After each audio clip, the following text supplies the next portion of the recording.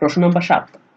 প্রশ্ন 7-এ আমাদের 3টা প্রশ্ন রয়েছে, 1, 7-এর 1, 7-এর 2, 7-এর 3, এই 3টাকে সলভ করব। প্রথমে আসি 7-এর 1, লেফট হ্যান্ড সাইডটা লিখে নিই।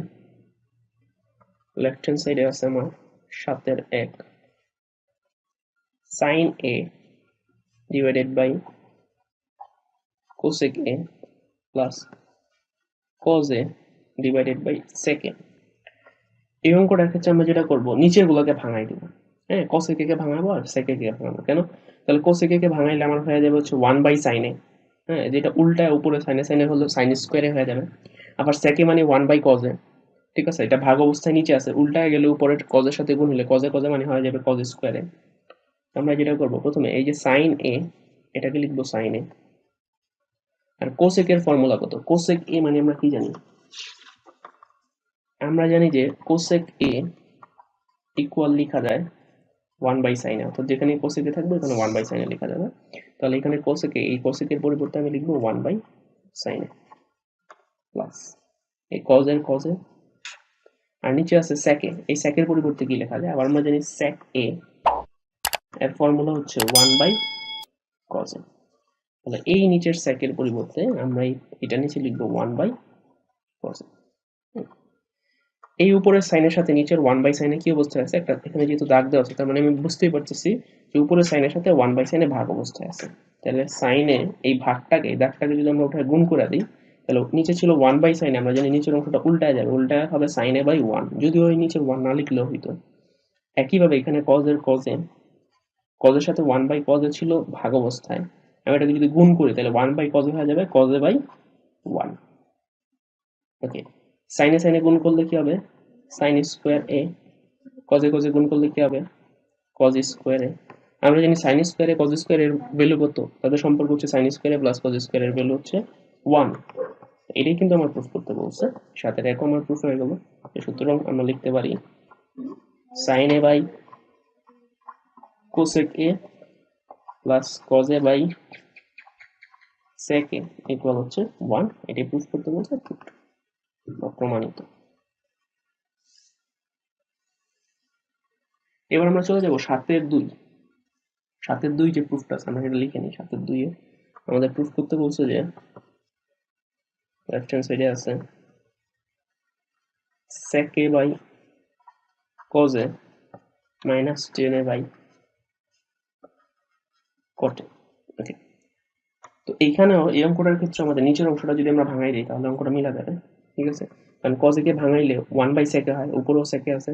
আর নিচের এইখানে নিচে যদি cot কে ভাঙাই, cot কে ভাঙানো যাবে দুই ভাবে, একটা হচ্ছে cos a/sin a আর একটা 1/tan a। তো আমি যদি cot a K 1/tan a লিখি তাহলে উপরে tan আছে, মিলবে। তো আমরা এটাকে 1/tan a ভাঙাবো, cos sin না ভাঙায়। তো এখানে যদি আমরা ভাঙাই sec a, তার আগে আমি একটু সূত্রগুলো লিখে দিচ্ছি। যে cos a যদি কোথাও থাকে তাহলে আমরা ইচ্ছা করলে লিখতে পারি 1/sec a। কোথাও cos a থাকলে লেখা যাবে 1/sec a।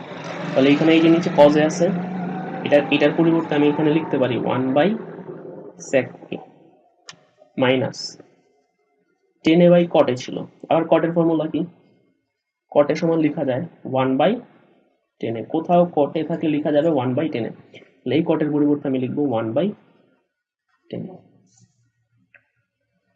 এই উপরের sec a হচ্ছে sec a ইনটু এই যে দাগটা দিয়ে বোঝাচ্ছিল ভাগ, নিচের অংশটা তার সাথে ভাগ অবস্থা আছে, আমরা যদি এটাকে গুণ করে দিই তাহলে নিচে ছিল 1/sec, এটা হবে কি sec a ডিভাইডেড বাই 1। ভাগটা গুণ করলে নিচের অংশটা আমরা জানি নিচের অংশটা হচ্ছে উল্টে যাবে, তাহলে sec a বাই 1 হয়ে গেল মাইনাস এই tan এর হচ্ছে tan a ইনটু এই ভাগটাকে আমরা গুণ করছি 1/tan a ছিল, তাহলে হবে কি tan a বাই 1।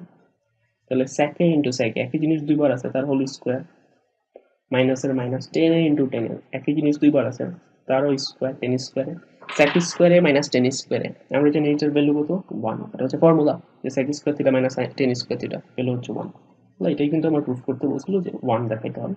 আমার দেখানো হলো যে sec a by cos a minus tan a by cot a equal হচ্ছে 1 রুট। 7-এর 3, প্রশ্ন নম্বর 7-এর 3, লেফট হ্যান্ড সাইডে আমার আছে 1/1 plus sin square a plus 1/1 plus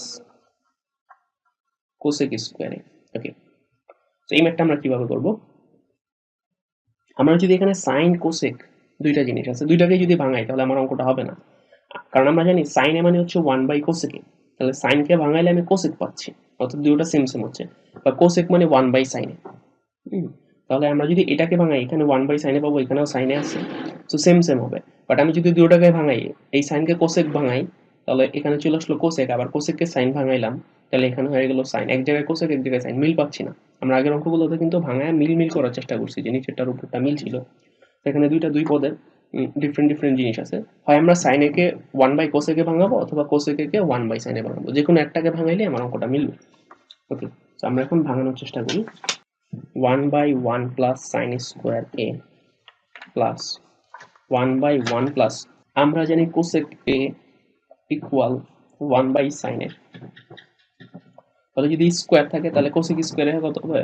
1/sin square, কারণ 1 কে স্কোয়ার করলে তো 1, তাহলে কোথাও কোসেক স্কোয়ারে থাকলে আমরা লিখতে পারবো 1/sin স্কোয়ারে। তাহলে এখানে আমরা লিখে নিচ্ছি 1/sin স্কোয়ার এ।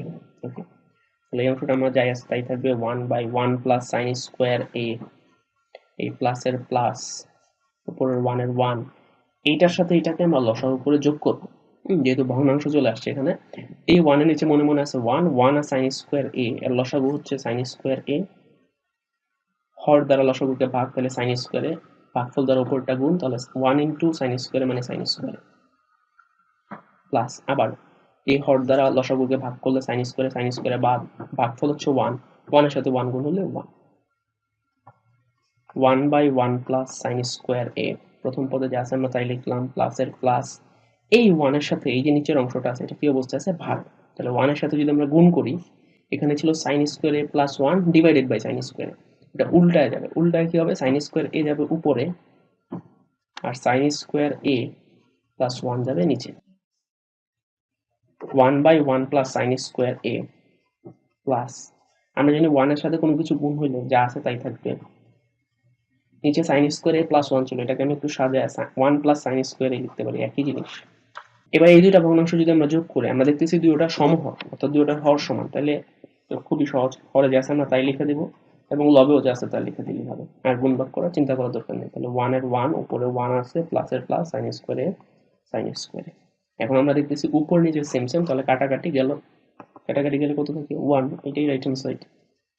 আমরা কিন্তু 1 প্রুফ করতে বলছিলাম, তাহলে 7 এর 3 আমাদের প্রমাণ হয়ে গেল। 7 এর 3 আমাদের জিজ্ঞাসা করা হয়েছে, বলা হয়েছে যে দেখাও, সুতরাং আমরা দেখা দিতে পারলাম যে 1/1 plus sign square A plus 1/1 plus cosec square A equal হচ্ছে 1, এটাই প্রমাণ করতে বলবো, প্রমাণিত।